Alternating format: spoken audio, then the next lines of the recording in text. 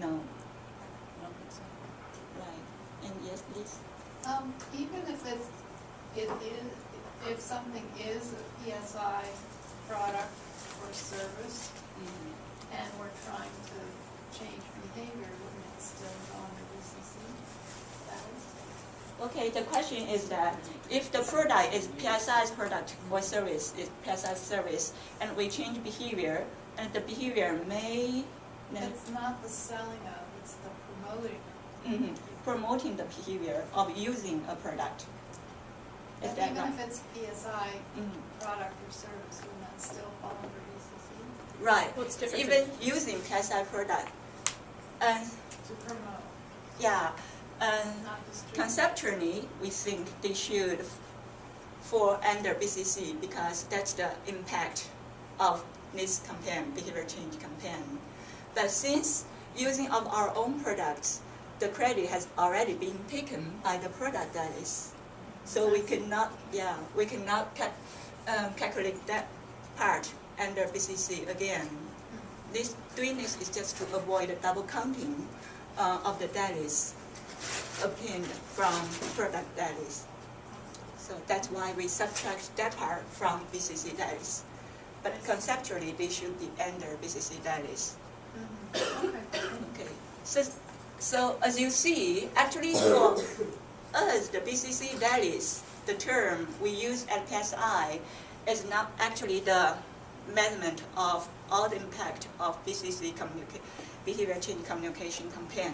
It's just a component or part of the health impact of behavior change communication. So are you considering changing the name from BCC Daily to something more representative? That's something we can think about, I think, at PSI. But currently, within the RM team, we haven't come up with a better term for this. Yeah, like I was thinking that we should call it category growth deli, but then that doesn't cover things like, I don't know, hand washing or concurrency, things that are behaviors that are not related to a product or service. What about just non-product or service Daily? Yeah, except for in this case, it is still product related, but it's just not our product. Right. It's the additional health impact other from services. increasing the use. If we're out there doing mass media and we increase the use of everybody else's condoms, not just our own, we'd love to be able to capture that. And that's what we were trying to do with the BCC Daily, capture that additional BCC impact. So we'd end up with a long, lumpy name. So if anybody has any ideas, Yeah, please let us know. we haven't come up with anything short term. Do a contest. Okay, so now it's clear to all of you what health impact is captured by BCC dailies. Okay, now I will hand over to Dana, and she will talk more about the factors that will help us to avert more dailies. Okay, thanks so much. I have a question. Yes.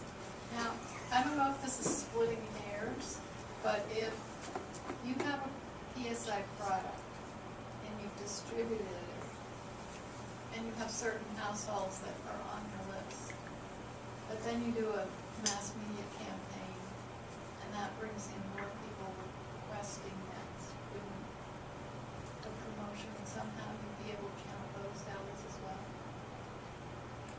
It's a PSI net. Yes.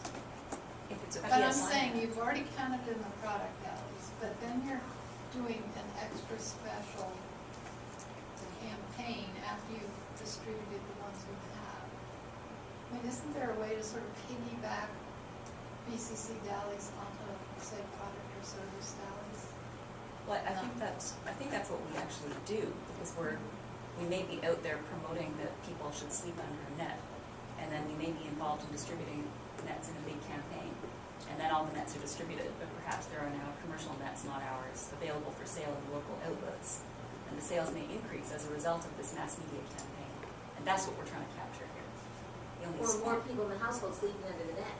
Or more people in the household sleeping under the net, which we then hope to capture with our track surveys, trying to find out how many people are sleeping under nets and is it going up. Okay, so it has to be really kind of distinct. You can't. I guess the point muddy here, waters. I think the point here is that what we're not doing right now at PSI is we're not teasing out the behavior change impact of Right. our own product and service, our Right. own product distribution and service, service provision. It's all packed up in there. So we call them service dallies and product dallies, but it's a bit misleading. It sounds like we're not doing anything to help those things get off the shelf, but of course that's not the case. They don't go by themselves. But we're not yet teasing that out, and we're hoping to. I figure out how we can bump up those BCC. Yeah, well, no, it's Well, that's it's why a we're good all point. here. Yeah. You're right. Yeah. Any other questions about this? Does everybody understand kind of this? Because this is kind of the crux of the discussion and the ongoing discussion within PSI. Understanding the distinction between these different types of dallies, if we're all on the same page. Okay. So these questions are really, really good. I'm going to talk specifically about some country-based case studies, but the countries lie at the foundation of... No. Should I say? I don't want to tell. The questions lie at the foundation of what it is we're trying to figure out. And the reason we're having this discussion now is because we have the opportunity of trying to rethink and retool the strategic plan. So while there have been discussions about the BCC dallies and how they fit within this kind of framework and the way we measure our impact, the great opportunity that we have now is that we are, again, looking at our strategic plan. So before I get into the case studies, is there anything that when you look at this and you look at how we've defined BCC dallies, is there anything that you would think could possibly limit the number of BCC dallies averted? What could be some of the factors that would, some of them you've mentioned, but what would be some of the factors that might limit BCC dallies? Yes? Well, when it's not our products, we're obviously limited by external factors. So if